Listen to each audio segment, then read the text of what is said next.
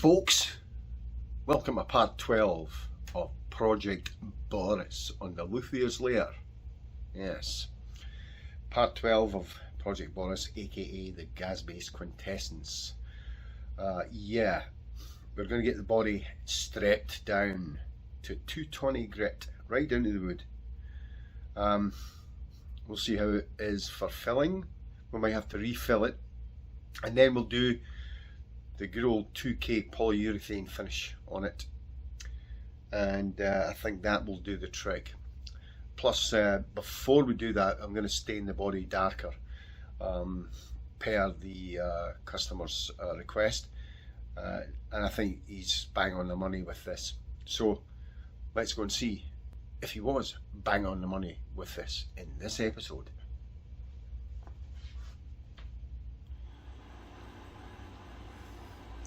So I flat sanded the rear upper horn to 800 grit, and there are still pot marks in there. I don't know if you can see them. It's kind of hard to see. They're still there. So, and that's a whole afternoon for me kind of wasted. And you know, my time's kind of a premium right now. I can see them, line them up, and I'm dry sanding this at 800. Dry sand. Powders up really well. You think you're doing, hey, this is awesome, man. Oh yeah, yeah. Let's get rid of that. Get rid of that off the sandpaper. Take your cloth, wipe it. And when I bring this down, and I never bring a magnifier down to look at finish, it's still there. It's a shame. It's a shame. You know, but I'll go the full distance with this. Get it right down to about 12,000 grit with polish and stuff, and see what it looks like. And if I still get, you know, scour marks, you know, swirl marks and stuff, then I have to use 2K poly for a gloss. That's it. What a shame. The project is delayed by about probably 2 weeks. But anyway. Well, as you may or may not know, I had to resurface this. The solar res, I can't believe it's not lacquered, did not lay out the way I thought it would. I went with what most other Luthiers are doing. It must be a climate thing here, I don't know. I do have climate control in the workshop, but what happened is I got pitting all over the place after 6 coats. So I sanded it all back down, leaving some of the original coat in there, probably less than 10,000ths of an inch of coat. Then I sanded it all down to 800 grit and put on another 6 coats, and I'm now in the middle of flat sanding it, and it looks much better as I'm flat sanding it. I'm starting off with 400 grit, that's what I have here. And my rule of thumb is I have 2 cloths, okay? One for taking off pilling on the sandpaper, and one for just wiping down. So let's start here. As you can see, I have been starting. I usually use the rule of 40, which I kind of invented myself, I guess. So it's 1, 2, 3, 4, 5, 6, 7, you know, up to 40. So it's 1, 2, 3, 4, 5, 6, 7, 8. 1, 5, 6, 7, 8, 9, 20. 1, 2, 3, 4, 5, 6, 7, 8, 9, 30. 1, 2, 3, 4, 5, 6, 7, 8, 9, 40. And we're using, and see it's chalking up nice there. And what we're using is a guaranteed way not to, I should be using this cloth, not to go through the finish to the wood. And that way you can see little pit marks for 5, 6, 7, 8, 9, 10, 1, 2, 3, 4, 5, 6, 7, 8, 9, 30. 1, 2, 3, 4, 5, 6, 7, 8, 9, 40. stop. Check your work. Always check your work. Now you can see, you saw a little piece form there. I'm just going to do that on it. Then I'll level it.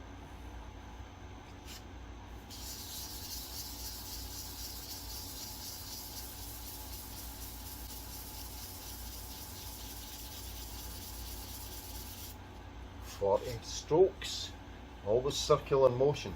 Now, see, with black limber, sometimes the stain doesn't take. I'm nowhere near the wood there.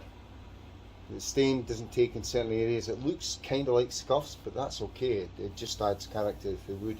But you can see now after the way I was doing this with 6 coats of Solares, it's starting to look good, and I can feel the up climb there onto the coat.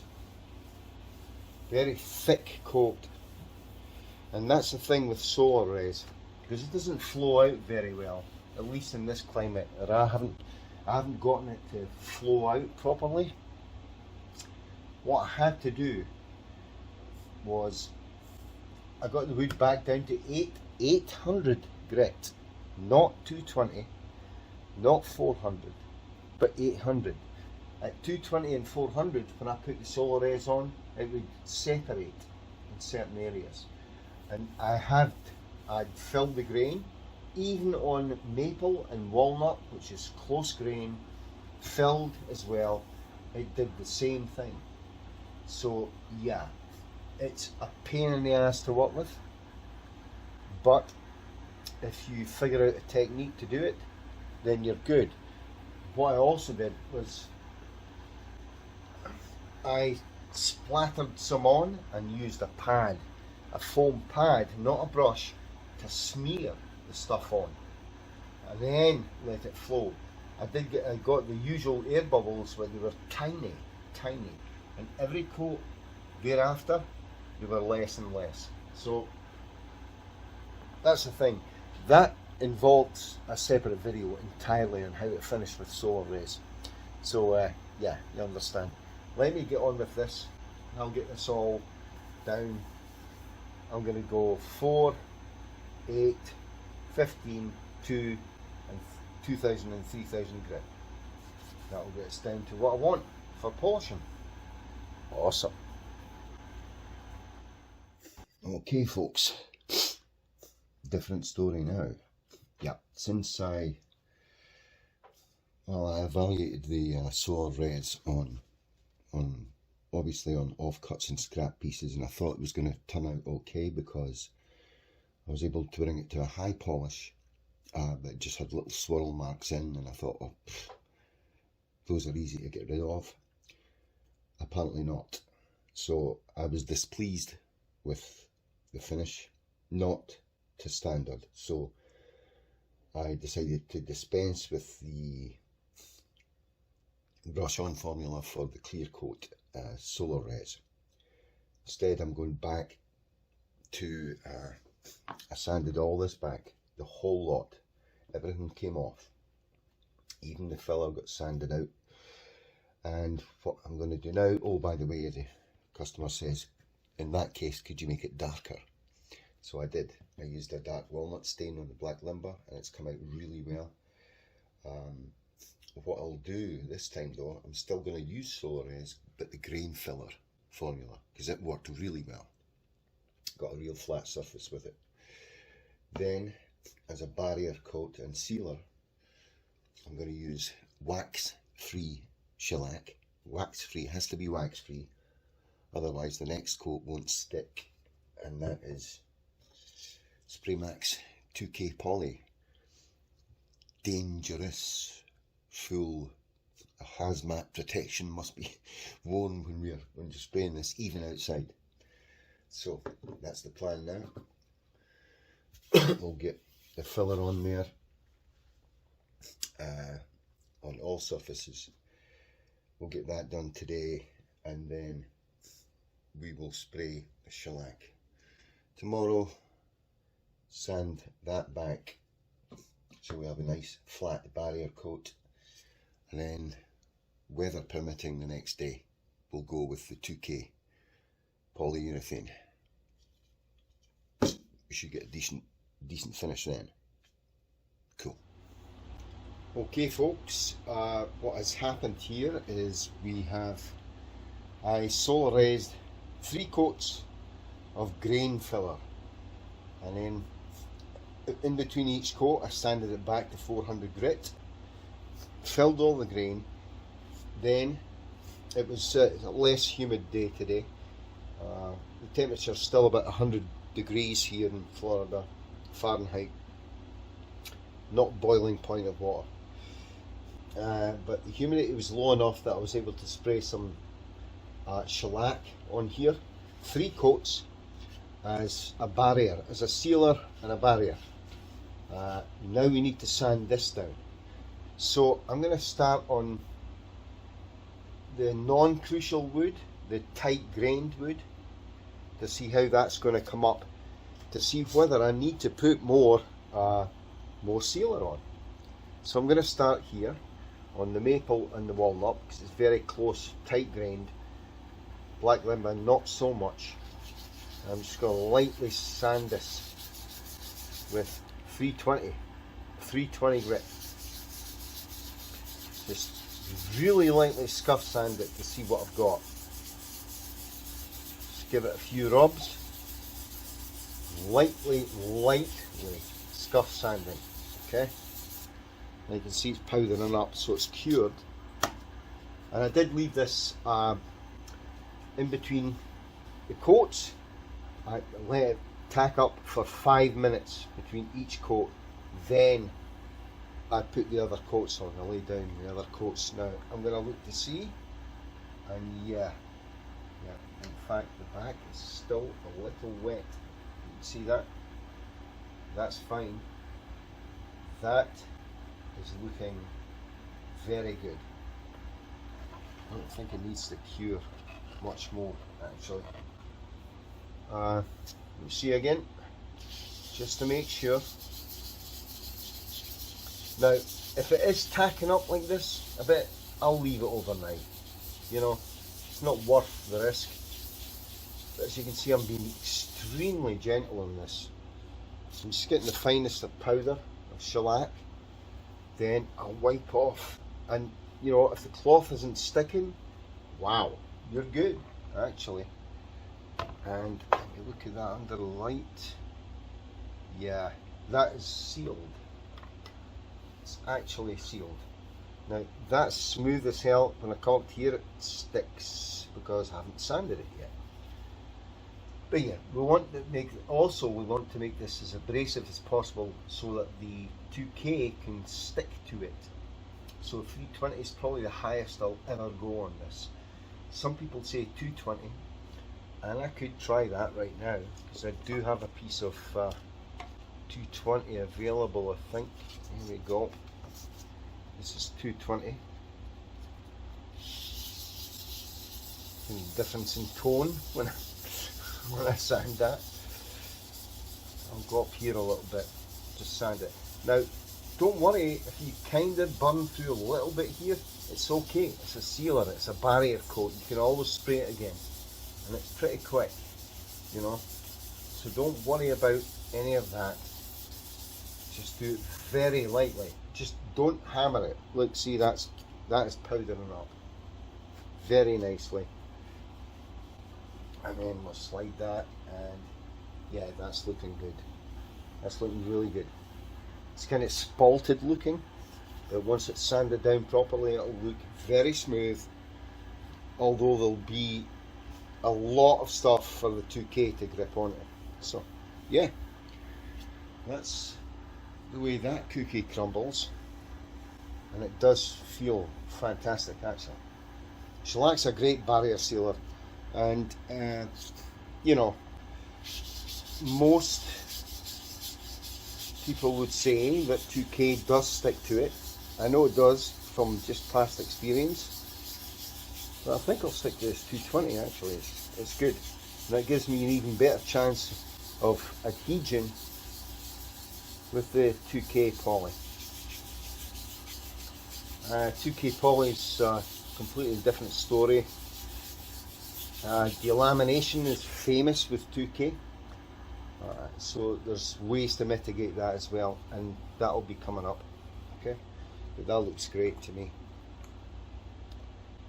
See all that? All this stuff's kind of shiny hazy. That stuff is utterly flat. No shine. That's what I'm looking for. No shine. That means the surface is completely level. So this is, that's the maple and the walnut. The black limber, that's a different story. But anyway, that's how you go about it.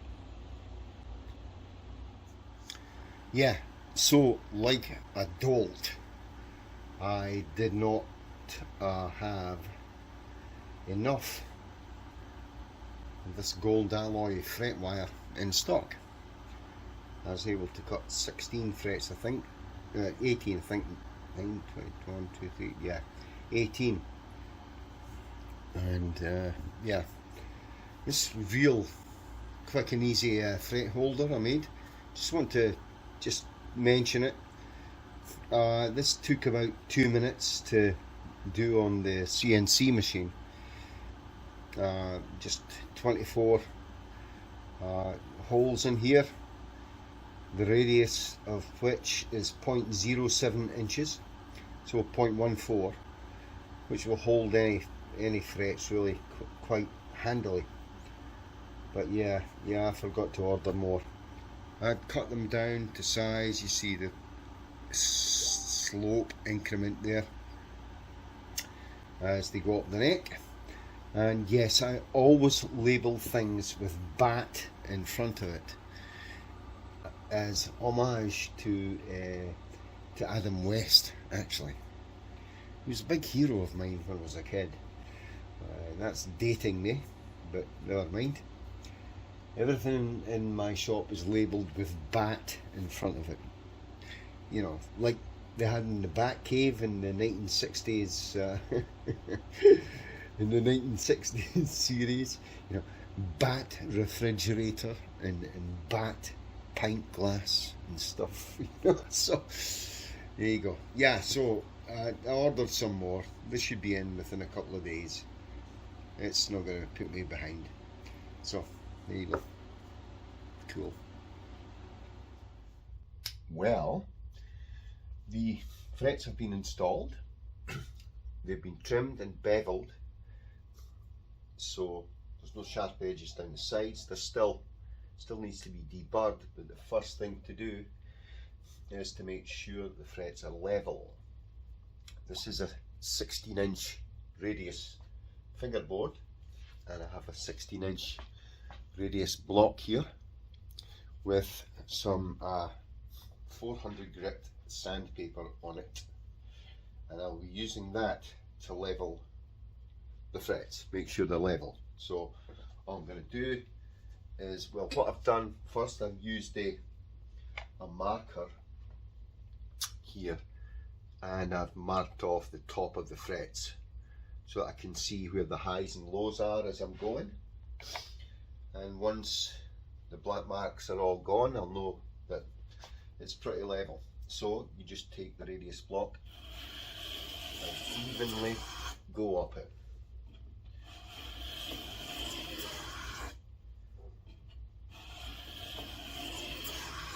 Make sure nice and even.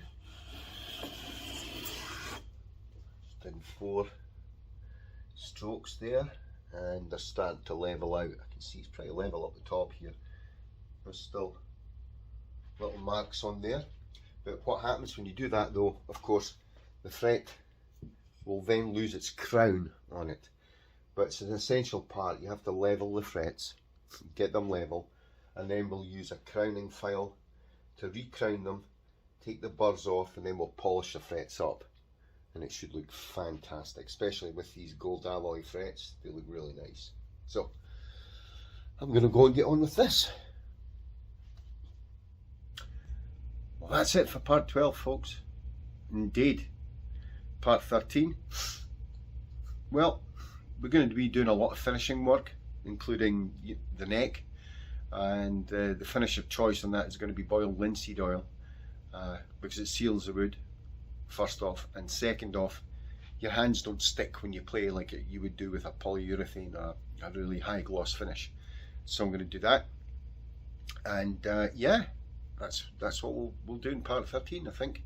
I hope, if I've got my timelines right.